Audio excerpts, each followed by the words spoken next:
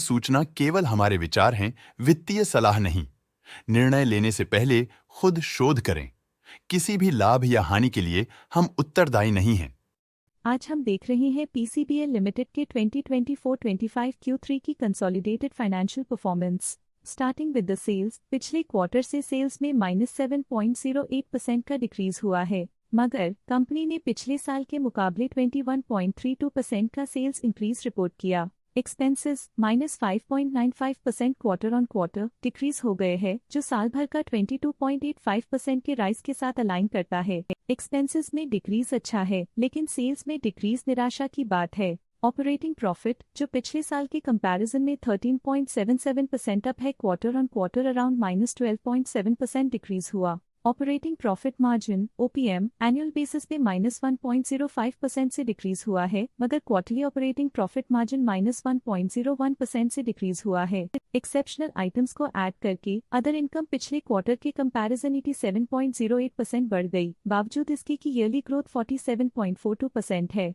Interest expenses पिछले quarter से -1.01% down हुआ, लेकिन year over year increase to 163.67% है। डिप्रिशिएशन कॉस्ट्स में 0.29% का क्लाइम देखने को मिला और ईयरली बेसिस पे 64.6% का इंक्रीज देखने को मिला। Profit before tax annually -38.57% decrease हुआ, लेकिन प्रीसीडिंग क्वार्टर से -24.6% डिक्रीज हुआ। इस साल कंपनी ने 26.41% टैक्स पे किया और क्वार्टरली कंपनी ने 24.63% टैक्स पे किया। नेट प्रॉफिट ने ईयर ऑन ईयर -37.08% का डिक्लाइन दिखाया, लेकिन लास्ट क्वार्टर से -24.58% का कंट्रैक्शन हुआ है। इस क्वार्टर के दौरान कंपनी का परफॉर्मेंस इतना अच्छा नहीं रहा, नेगेटिव नेट प्रॉफिट लॉसेस को इंडिकेट करता है। वहीं अगर एनुअल एनालिसिस की बात करें तो साल के दौरान कंपनी का परफॉर्मेंस अच्छा नहीं रहा। नेगेटिव नेट प्रॉफिट का मतलब है कि कंपनी प्रॉफिट के कंपैरिजन में नुकसान उठा रही है। अर्निंग्स पर शेयर (EPS) ने ईयरली -37.24% का डिक्रीज देखा गया,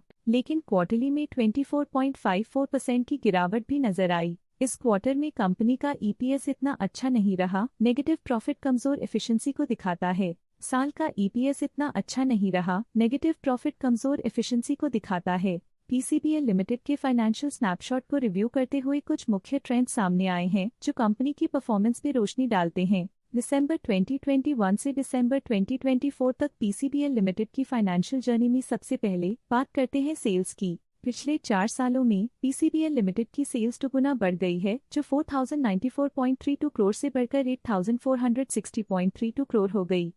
ये ग्रोथ दिखती है कि कंपनी की परफॉर्मेंस पिछले 4 सालों में काफी अच्छी रही। अब बात करते हैं एक्सपेंसेस की। एक्सपेंसेस पिछले 4 सालों में 3389.66 करोड़ से बढ़कर 5277.64 करोड़ हो गए हैं। यहाँ सेल्स बढ़ रही हैं और एक्सपेंसेस भी बढ़ रहे हैं। बढ़ती सेल्स और एक्सपेंसेस ग्रोथ और इन्वेस्टमेंट को इंडिकेट करते हैं, पर सस्टेन प्रॉफिटेबिलिटी के लिए केयरफुल मैनेजमेंट जरूरी है। दिसंबर 2022 में ऑपरेटिंग प्रॉफिट 681.73 करोड़ था, जो दिसंबर 2024 में 3182.68 करोड़ तक बढ़ गया। ये इम्प्रूवमेंट ऑपरेशनल एफिशिएंसी और कॉस्ट मैनेजमेंट को दर्शाता है। नेट प्रॉफिट में फ्लक्चुएशंस भी देखी गई हैं, जो पिछले कुछ सालों में 428.17 से 482.44 करोड़ हो गया और इस साल 334.48 करोड़ हो गया।